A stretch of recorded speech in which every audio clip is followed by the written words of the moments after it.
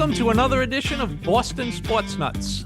I'm your host for this episode, Jim Russo. Alongside me is Ken Berman. Ken, how are you today? I'm really good, thank you. Okay, today's show is going to be about the New England Patriots free agency signings. They've done a lot so far, and we'll be taking a look at each of them and what we think of them. And Ken, although he's not in studio, fortunately, I don't see him. we have a man with us that has done an extensive analysis of these free agents. And I mean that seriously. He has done an extensive analysis. He's really done some research on them. And so he is joining us all the way from Florida today on the video. And that is our good friend, Paul Izzo. Paul, how are you? I'm doing great. I'm looking forward to diving deep into the Patriot free agency signings. Okay, Paul, let's start with what people consider to be the top of the class, I guess, and that's Milton Williams. Why don't you run through for us what he brings and how the Patriots seem to snatch him at the last possible minute?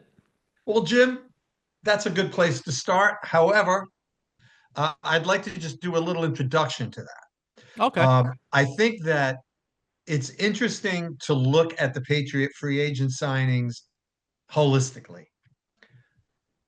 They are so lacking in both talent at the top end and depth that I think a lot of people are disappointed that they haven't gone after more names. You know, there were some names out there in free agency, even along the lines of scrimmage. And it looks like what the Patriots have decided to do, and I'm going to go out on a limb and say I like it, is they've gone after established guys that are, for the most part, maybe one exception, not star players, but that can add to the depth of the roster, especially on the defensive side, and give them a competitive team. And so with that introduction, let's start with Milton Williams. All right, before we get to Williams, Paul, let's can we give our thoughts on that as long as we're starting there? Ken, you got any thoughts on the overall, as Paul called it, holistic approach? Well, I know everybody wanted some of the big splash wide receivers and all that type of stuff. I'm not against what they did because both sides of the ball were lacking, and they picked one side of the ball to put their money into, and then you got the draft. But this is not like 1 year and we're back in the Super Bowl hunt. So I think they started on one side of the field, and then I would say over the next year or two, they'll try to fill in the other side to see if they can get a balanced team. Okay, I agree with some of what you guys said, and I disagree with one big thing. The first thing is I agree with both your analysis of the lack of talent and the need to rebuild from really the bottom up. So they're trying to get a lot of good players. I think it is far too generous to the Patriots to say that they had a plan where we're going after defense and we'll get the offense later. I think that's a little bit too generous. I think they did go after receivers and they were outbid. Now, that is not to say the Patriots were wrong in not matching or probably have to surpass some of the offers given to some of the good wide receivers. The Patriots could turn out to be correct. I just think they went after everything and it just fell, more on the defense. So that's just my take. So, Paul, if you want to start with Milton Williams, take us through it. Well, yeah. So just one last comment on the overall approach. It reminds me a lot of 2001. If you remember, Belichick came in 2000. His team was not that competitive.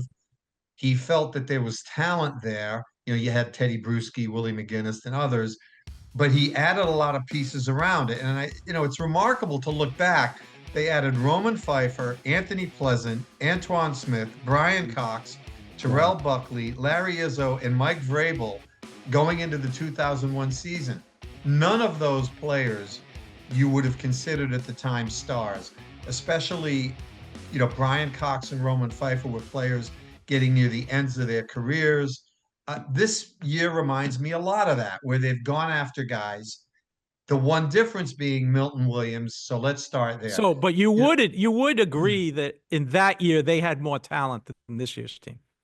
I mean, they They had had more Brewski, existing talent yes. on the They roster. had Vinatieri, they had Law, they had more existing talent. Yeah, they had So Drew Bledsoe. Now they they had didn't know they Drew had Tom Bledsoe. Brady.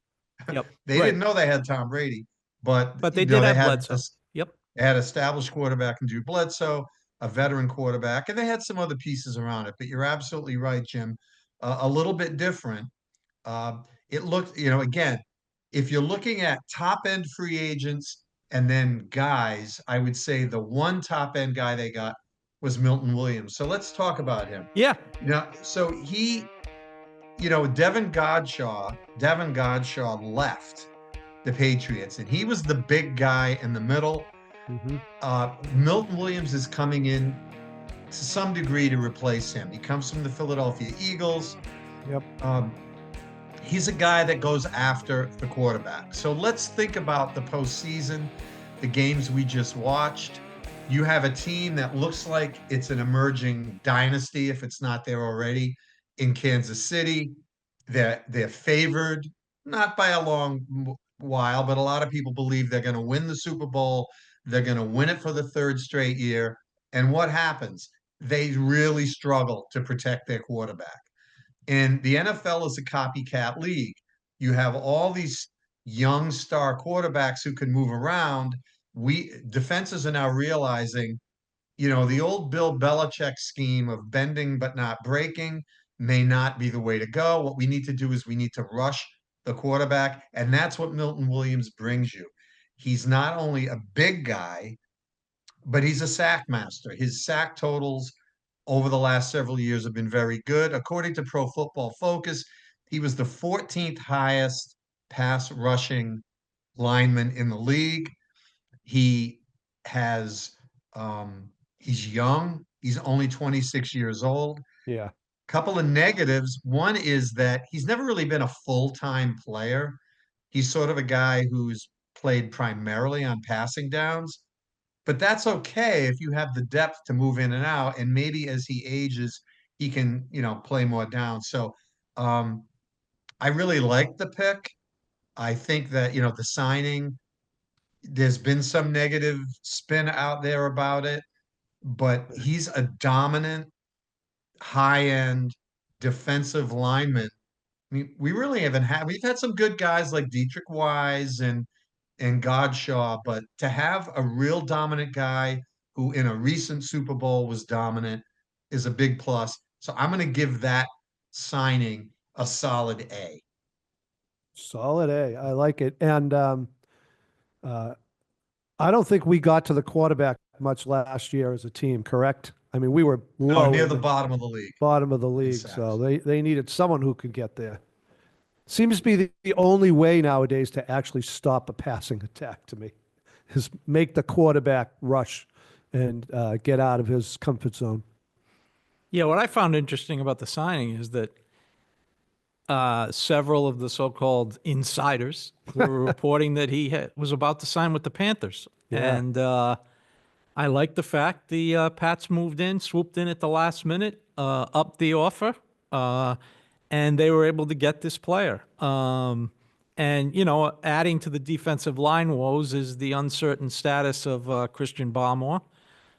So, yeah, I don't know how I don't know how we can give anything but an A to this signing. Yeah. Paul, where do you want to go next? You want to stay on Well, pass rush? just stay here for a second. One of the things that I found funny, and I'm glad you alluded to it, guys, about the coverage of this signing was there were local pundits who were saying, why did they spend so much on a part-time player?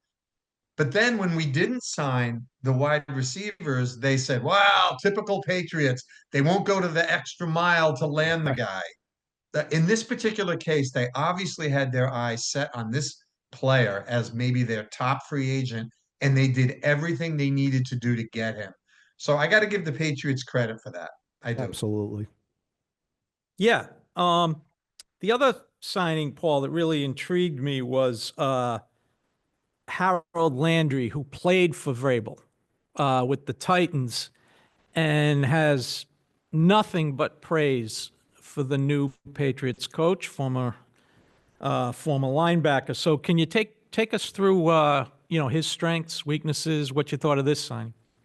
Well, yeah, Harold Landry is, he's considered an edge rusher. He's Yeah. a kid out of Boston College. He's played for the Titans. Obviously, he has a knowledge of Mike Vrabel's system, and Vrabel knows him well. One thing I haven't heard a lot of people talk about: this kid plays a lot. If you look at top 10 uh, linebackers and edge rushers in terms of snaps played, he's right in there. He's a good run stopper. He's a good all-around linebacker. Yeah. That's what he is, a good, solid, all-around linebacker that has experience in Vrabel's system. And again, I can't help but go back to the way some of these signings have been covered. Oh, Vrabel's signing another one of his guys. Oh, Vrabel's signing another guy. So what? If Vrabel is comfortable with a player and knows him and has had an opportunity to coach him and knows how receptive he is to coaching points and so forth, I think that's an advantage, not something to be criticized. So I like the Harold Landry signing. He's not a star. He's a good all-around depth piece at Yeah. linebacker, edge rusher. So I'm going to give this a solid B. I'm gonna go B to B plus. I think he's had two double-digit sack seasons, which I'm trying to think of the last Patriot that had a double-digit sack season. It's not easy to say, by the way. Matt Judon, probably. Oh, Judon, yeah. Yeah, Matt Judon. Okay, so and for all the reasons Paul said, he's just a solid player, and as we said earlier, they need solid players. Ken, anything on? No, I like that signing too. They, like Paul said, they're just adding to one side of the football that could have a really good season. Yeah, Just another good linebacker. They needed every one of these type of people. They can't get to the quarterback the last couple of years. yeah. Speaking of B that, plus. speaking of that side of the football, a signing that seems to be pretty well praised, but I want to hear what Paul's research has shown, is Carlton Davis, the cornerback. This will, complement Christian Gonzalez and, hopefully give the Pats two solid cornerbacks.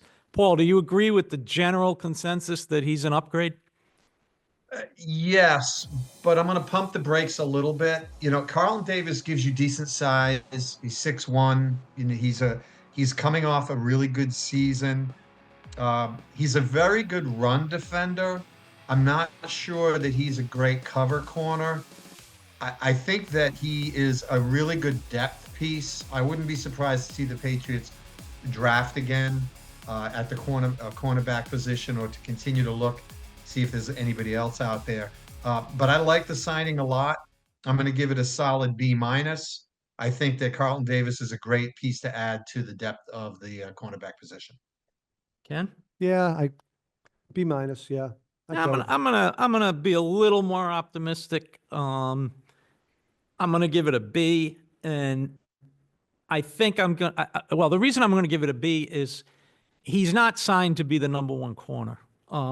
Christian Gonzalez, as we all know, no great insight here, is on his way to becoming one of the top two, three corners in the league. So I like him as a second corner. Gives Vrabel more flexibility with what to do, and I like it. And I can't remember now because the season's been over for a while. They already had another corner they liked as well, right? At the end of last year. Well, Jonathan Jones left. Yeah, Jonathan Jones left. They've got Jones, they got like 9 guys named Jones, but Yeah. they look, that's a position that's gotten to be very important in the National Yep. Football League. And teams are constantly looking for talent there. It's a very difficult position to play. If Yeah. you play the wide receiver tight, you're going to get called for pass interference. It can be a game-changing penalty, 40-yard, 50-yard penalty. So I think teams are always looking for talent there. And the Patriots got a good one. I just don't think they got a great one. I think they got a good one. That's okay. The next guy I want to talk about is, I want to go back to the defensive line for a little bit. A couple of interesting players. Kayvon Chasen Well, I'm not sure he's officially signed yet, but I think he's considered to be basically signed. When he was coming out of LSU, he was considered a freak. Edge rusher, Yep. former first round pick, still young, 25 years old, had a pretty good season with the Raiders, is a pass rusher. He's a real sleeper. He's a real sleeper. Now, why did the Raiders let him go? The Raiders seem to be in a rebuild mold. The Patriots have looked at several guys coming out of Las Vegas. So I think he's a real sleeper. I'm going to give that a B because it didn't cost him a lot of money, and the kid has some talent. There's some upside. Yeah, that's a good signing. B as well. I think he is signed, though. Is he not? I thought he was signed. He's reportedly signed. There's been no official announcement. Okay. All right. So I think, yeah, I'm with you I'm going to guys. count it as a signing. Yeah. Yeah, I'm with you guys. I think it's a good signing, and this is a guy with some upside. So Yeah. maybe it's a B now and turns out to be an A. Well, last year he had 10 sacks. Yeah. Yeah. Paul, you we wanna can use a stay guy at- with 10 sacks. Yeah, you want to stay on the defensive side of the ball? You want to pick another Yeah, guy no, from I the want defense? let's kill that. So I forget how to pronounce this guy's name, Kairos Tonga, Yep. who is probably the biggest player on the team right now at 338 pounds. Yep. Just a good all-around defensive tackle. He's bounced all over the league. This will be his fifth team. I'm going to give this a C because I think he's a depth piece and he takes up space. No reason to think he's a Vince Wilfork or anybody of that caliber. Good solid depth piece, low risk, modest reward signing. Interesting signing because he's one of his biggest strengths is he's considered a run stopper, which if the other defensive linemen or Landry become pass rushers, although it's not as frequent as the old days, they do still run the ball in the NFL. So Yeah. this could be a very nice complementary piece. Probably not a 3-down player, but a first and second down player. So Ken, Yeah, but you have to have guys like that. We all know that they'll run it down your throat if you can't stop the run every once in a while, and they'll wear you down on defense trying to stop the run. So right. for that reason, sure. I don't know enough about him. I can't say I watched him play a lot. Well, where you have to pump the brakes with free agents is there's a reason other teams are letting them go, Right. and there are guys that you had last year that you now let go, Mm-hmm. and they're replacing those guys. So you have to make a judgment. Are they going to be improvements? Are they going to replace guys? I'm not sure he's a huge improvement over anybody that they had, especially Godchaw. Right. But again, they've signed several guys that are either edge rushers or defensive linemen, and that is a good thing if you're a Patriots fan because I'm of the belief that it's easier for this team right now to make its defense stronger because it's going to be a multi-year process to get this offense up and running. It's they don't have much depth at running back. They have very little on the offensive line, and they don't have a lot at wide receiver. That's not something you can cure with a couple of free agent signings. Yeah, but I also think though the cap plays a big role in this, in that part of evaluating a player is why is he not being re-signed? And a lot of it is, the Chiefs couldn't afford Tyreek Hill. Does anyone think they didn't want Tyreek Hill to be a Chief for life? No, of course not. But so I think that's a factor too, is the Patriots with all, as we've talked about on this show and other shows people have talked about, had a ton of cap space. So they are able to outbid people if they choose to, which they did with Milton Williams. Milton Williams. So Yeah, well, one of the things people we'll get to. Well, yeah, I'm going to hold off on this thought. Let me stick with the defense. Robert Spillane, interesting signing, outside linebacker. He's gotten better throughout his career. He's not a kid. He's 29 years old. A very good run stopper. On running downs, you're going to see Robert Spillane out there. And from what I understand, the Patriots were really, really happy to get this guy. Uh, an interesting signing. Again, they're signing guys that can rush the passer. They're signing guys that can stop the run. Vrabel's not afraid to, you know, play situational football on the defensive side. They all do. Solid B plus signing, Robert Spillane. Yeah, can't disagree. I'm so much more optimistic about the defense going into this season than last season. I'll just put it that way with these signings. I think it's a good signing too, and I'd give it basically the grade Paul did. Paul, I think there's one more on defense, safety, I think. Marcus Epps. Yeah, what about him? Okay, interesting player. Uh, he's now in his sixth season. He didn't play last year, really. I think he played maybe a few snaps. He tore his ACL. This is a gamble on a player that used to be a top 20 player in the National Football League. I'm going to give it a C. No, I'm going to give it a B. I'm going to change my vote because it's a low risk signing for a kid that has a lot of upside. Interesting player, and was very highly rated by Pro Football Focus in prior years.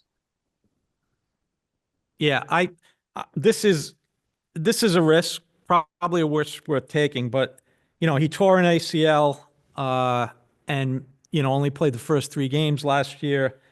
He is 29 years old, which in the NFL at the defensive back positions sometimes can be at least considered middle aged, maybe older. He did play for Josh McDaniels. So it's interesting, would be interesting to hear what he thinks of him. So it's, this to me is a no harm, no foul signing. He could be great, and if he's not, it's not that big a deal. Yeah, and I mean, I guess you don't know if he's going to be totally healed up from that type of surgery, but I know we were mentioned he's 29 a couple of times. Without the injury, say, I like guys that are 28 or 29.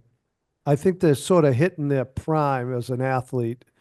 Even in football, I still think 28, 29, they've learned the game. It's slowed down for them. They usually peak 28, 29, 30. So let's see. All right. Well, if we go to the offensive side, let's talk about who's going to protect Drake May. So let's start with offensive tackle, Paul Morgan Moses. He's officially signed. What do you think? Morgan Moses is a veteran player. He's been rated in the top. This is the 11th or 12th season. He's been rated 12. in the huh? 12. This will be. He's played 11 seasons. He's been ranked in the top 20 by Pro Football Focus 4 times. Okay, not a star, not a star, but he's a consistent player. He's, I think, more of a guy. I think that he's a solid offensive tackle in the National Football League who wasn't going to get, at this point in his career, the gigantic contract from the Minnesota Vikings where he was. And so he ends up in New England on a decent contract. Of the 3 offensive linemen that they've signed in free agency, he is the one that I am personally happy about. I give it a B minus. He's a good solid player. They need some bodies. They need some competition. They need some players to step up from a very thin group to protect this precious asset, Drake May. And hopefully he can be one of them. Yeah, he's played in 166 games, and he started 158 of them. Wow. Now, at this position, I'm less worried about his age than, say, a safety. So, Right. I do agree with Paul. This is not a star signing a star, but what Paul said at the very end of his analysis, they need bodies. I mean, they need competition to protect Drake May, and so I'm fine with this. Yeah. If you listen, as we call them, the insiders or the experts, I've heard a few guys say that they got themselves a solid right tackle. They don't have a left tackle yet, but they got a solid right tackle. So Okay. Well, they need players across the board. Yeah. And don't forget, offensive linemen get hurt. Cole Strange got hurt. 1 year Yep. Logan Mankins got hurt. David Andrews, obviously, we know what happened with him. Uh, they have we can run right down the list. They've all gotten hurt, Yeah. and you need 9 guys that can play Yeah. the position. Yep. Paul, for the It's next guy, I want to play off something you said about 3 or 4 minutes ago. And that was, they're losing players too. It's not like they're bringing the whole team back like the Celtics almost did this year, except for a right. couple of subs. So in this signing, wide receiver, okay, Mac Hollins. My question to you is this an upgrade at the position?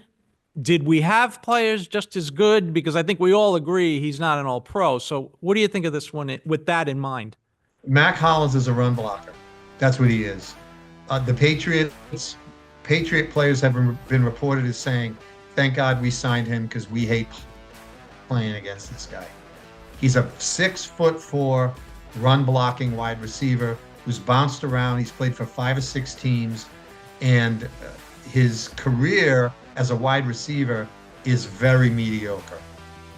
He's a run blocking wide receiver, a very interesting signing. I'm not sure that at this point in his career he's going to become Randy Moss and start leaping, catching balls all over the place. There's no reason to think that's going to happen. I see this as a special teams run blocking wide receiver specialist type player. I give it a C minus. Now it is interesting. I had my notes here. Ken, you want to give your take while I get my note here?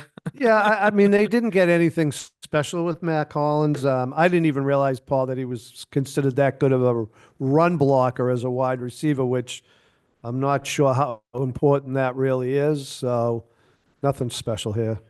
I did find it interesting that his best year was 2022, where he had 57 catches for 690 yards, and that was under Josh McDaniels Ah, that is interesting. at the Raiders. So I am kind of interested in that.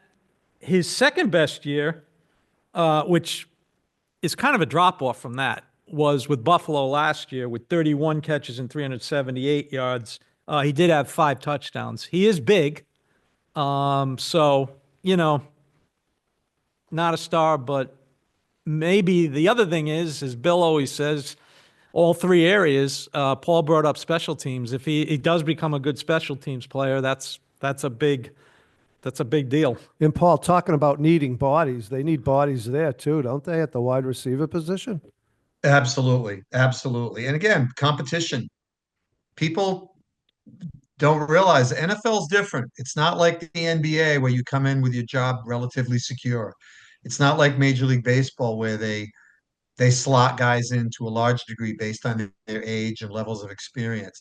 I mean, how many times in baseball have we seen a kid earn the job in spring training and get sent down to the minors Right. because they want to keep them down there? The NFL is not like that. There's a lot of competition for playing time, and the more guys you have that can play the position, the better. Okay, Getting back. Oh, go ahead. let's go to the fact that this week, or maybe it was last week, the Patriots released David Andrews, longtime Patriot, a model Patriot, if there is such a thing, and that's a big compliment. Just a tremendous asset to the organization. Reportedly, the Patriots have signed a center, Garrett Bradbury. Paul, is he possibly a starter? Is he a replacement for Andrews? Is he a backup? What is he? Garrett Bradbury can play center. He has played center. He is pretty durable. He's been consistently average throughout his career. You can't talk about the signing of Garrett Bradbury without talking about the non-signing of Drew Dalman. Now, Drew Dalman was widely considered the top free agent center out there. Chicago wanted to upgrade its offensive line. They were very aggressive. They went out and got Drew Dalman. He's a top 10 center. Who did they let go? Garrett Bradbury, who's not a top 10 center. Patriots signed Garrett Bradbury. Now, in fairness to the Patriots, and I know at times we all sound like we're homers, um, we don't know what happens. Maybe they called Drew Dahlman's agent and made him an offer that was in excess of Chicago, and maybe Dahlman said, "Nah, I'd rather play for the Bears." You just don't know. But I am very disappointed in the way that the franchise has treated the offensive line position. Going back to the trading of Joe Tooney, the non-signing of Joe Tooney this offseason, while he's still very, very effective, Yeah. the letting go of Shaq Mason a couple of years ago, the inability to draft and develop offensive linemen since the departure of Dante Scarnecchia is readily apparent to anybody who's been following this team. Uh, you see this happen to National Football League teams where there's a position that they just can't fill for years, and that seems to be the offensive line. And so they're kind of not really crushing it in the offseason so far. Garrett Bradbury is at best a C, and I'll go right into Wes Schweitzer, who most recently played for the New York Jets. Uh, he's in his 8th year. He's very, very big.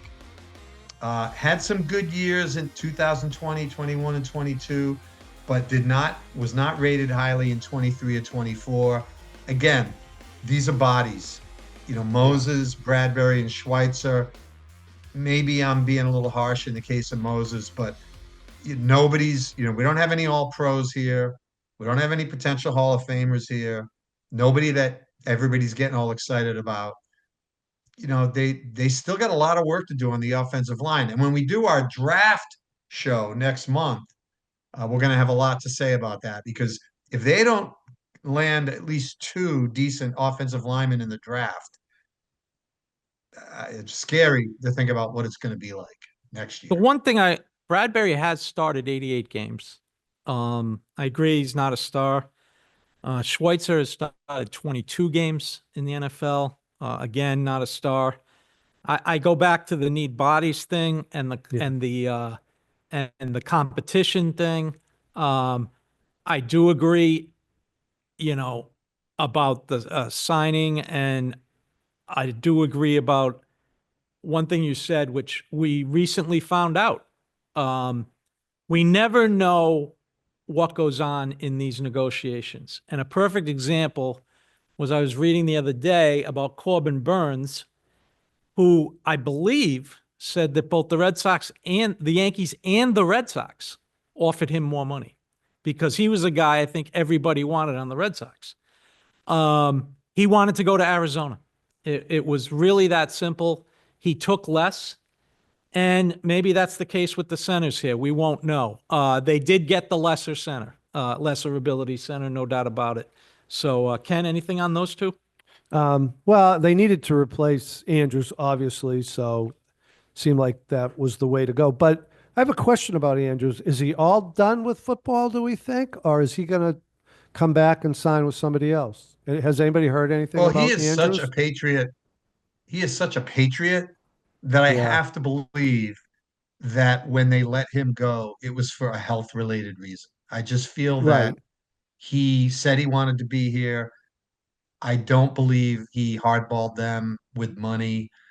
I think that they are convinced that whatever was wrong with his shoulder last year, they just don't want to go down that road again.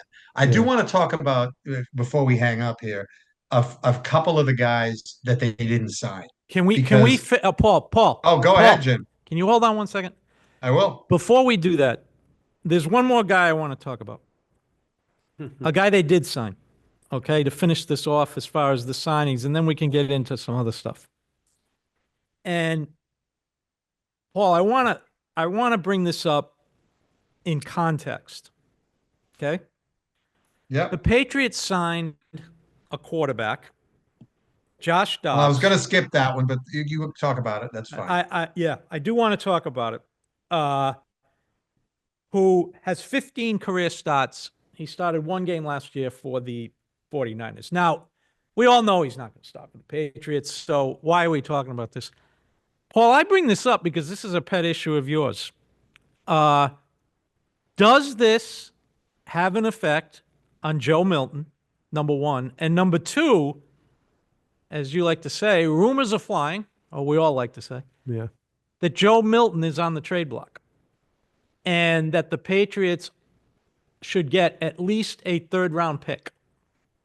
I don't think that's enough, but Paul, you've been on his bandwagon for a while now, so tell me about, is Josh Dobbs insurance for the fact that they may trade Joe Milton? I don't think so. I think Josh Dobbs is the veteran backup that's around to help out that almost every team has. I think that's what he is. I think that the Joe Milton issue is independent of that. Joe Milton is an incredible talent. The reason that Joe Milton is not highly sought after by National Football League teams is the same nonsense that kept Tom Brady from almost never starting a national. It literally took a near-death experience of a starting quarterback in the case of Drew Bledsoe for Tom Brady to get back in. And when Tom Brady showed that he could play, he would not have kept the job if Bledsoe hadn't stayed out for 8 or 9 weeks. I mean, that's how foolish the National Football League is about pegging a guy based on where he's drafted and keeping him in that mindset despite what he shows on the field. If I hear one more person say Joe Milton played in the last game, he played well, but it was against second stringers, that doesn't matter. You still have to make the throws. You still have to do the checkdowns. You still have to show you know what you're doing. We see guys all the time play against second stringers in the preseason and suck. Excuse my language. They suck. He played in a legit National Football League game against highly motivated second stringers on the Buffalo Bills and played great, which is more than enough to convince me, as someone that's been watching this game for 50 years, that that kid can play. Okay, is he a future Hall of Famer? I don't know, but he can play, and I'm not trading him for a third-round pick. Okay, let's not doing it. Brass tacks here, Paul and Ken. Third-round pick, yes, no? I vote no. No, I vote no. Paul, you've already said I'm not no. trading him, period. Okay, second-round pick, Ken. Oof. This is a team that needs a lot of help.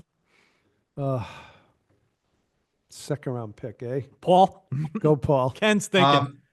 The only way I trade Joe Milton is if I get a player. All I want a player. Yeah, you got to get a player. I want a player and a second round pick. All right. I would trade him for a first, I think, even though I really like him. But I wouldn't trade him for a second. Paul, Okay. Oh, Ken? well, I was just going to say, Paul, thanks for answering my question I didn't ask. When they signed Josh Dobbs, who I really know very little about, I said to myself, why? You answered it for me. He's a veteran that teams have. He's this year's Jacoby Brissett. Before we look, get to the well, hold on. In 2001, when they had Brady and they had Bledsoe, they had Damon Heward. Right.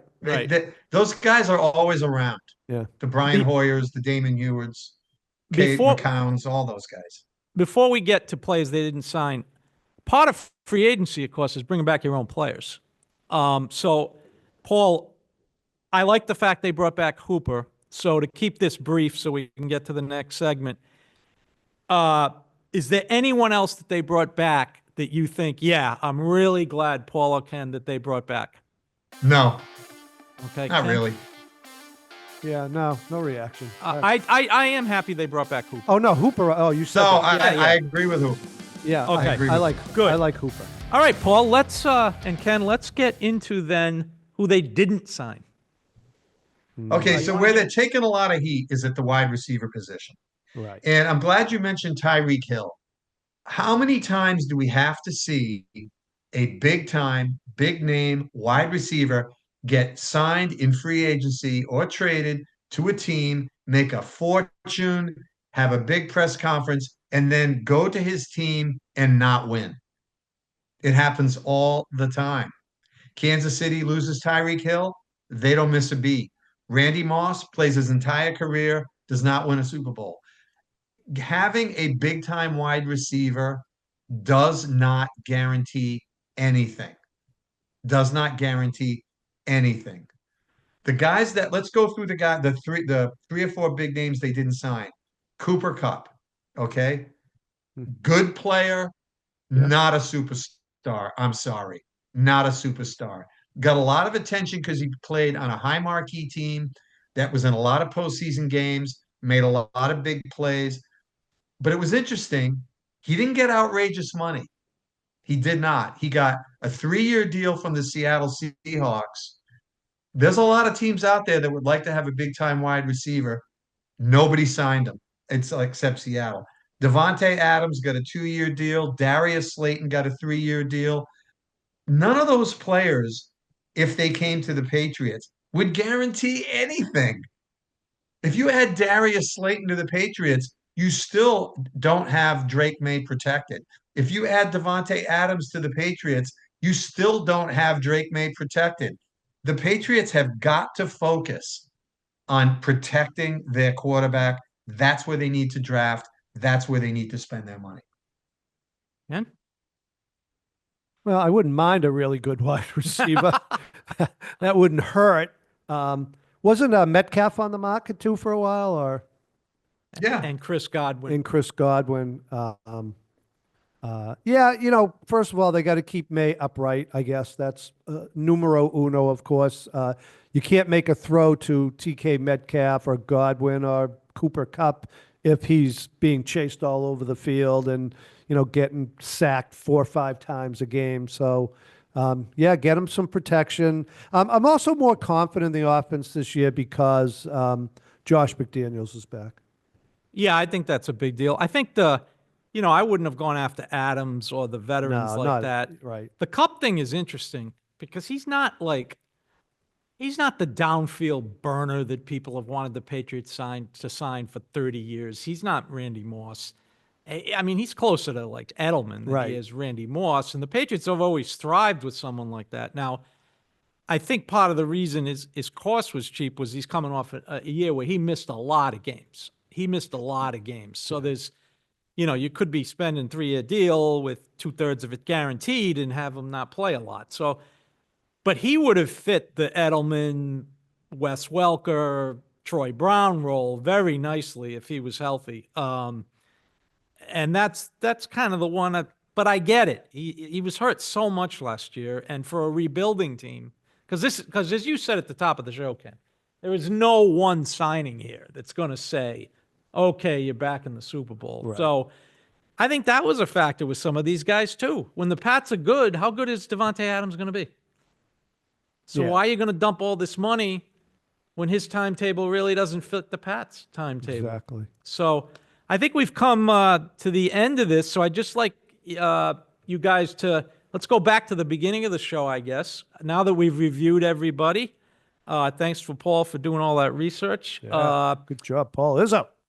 Ken, overall impressions, I guess, of where the team stands right now as we tape this on March 19th. Well, overall, I feel much better than last year. Like I said, I like that they shored up, or seems like they shored up the defensive side of the football. And I like they got Josh McDaniels back as the offensive coordinator, so I think they're in a much better place. Can I just say one thing about the free agent signing? I believe the Patriots have spent the most out of any team in the NFL this offseason at $295.9 million. Wow.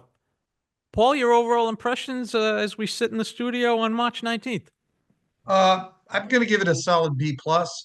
I like the fact that they've shored up depth in the defensive side of the ball. I like the signing of Moses there. What's his name? I forget his name. Oh, Morgan Moses. As a depth piece at the tackle position. I think. Look, people want a quick solution to a very big problem. This is a team lacking in talent. It's a team that didn't draft well or sign well the last 2 or 3 years. and it's put itself in a hole, and it's going to take patience and time to get out of it. And I wouldn't be surprised if some of these guys are temporaries that they've signed, Oh yeah.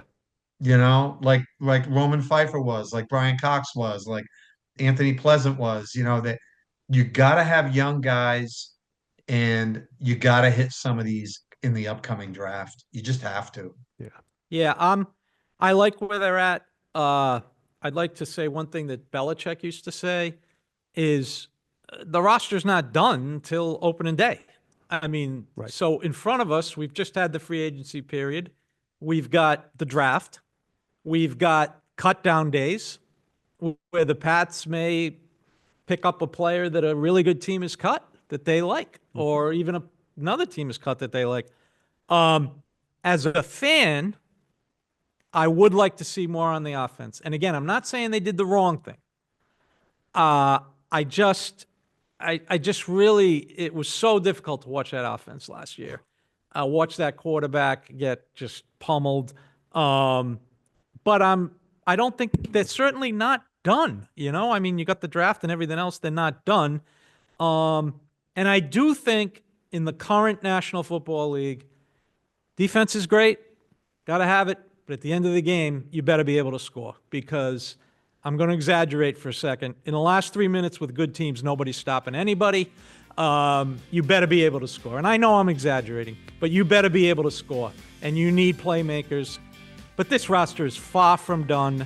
And as both you guys said, it is not a 1 year, Right. All right.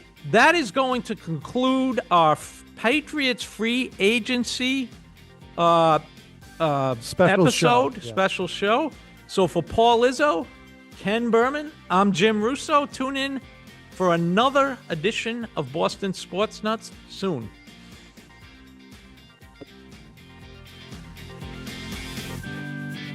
Thank you for watching Boston Sports Nuts. You can find all of our episodes available on Spotify, Apple Podcasts, and YouTube.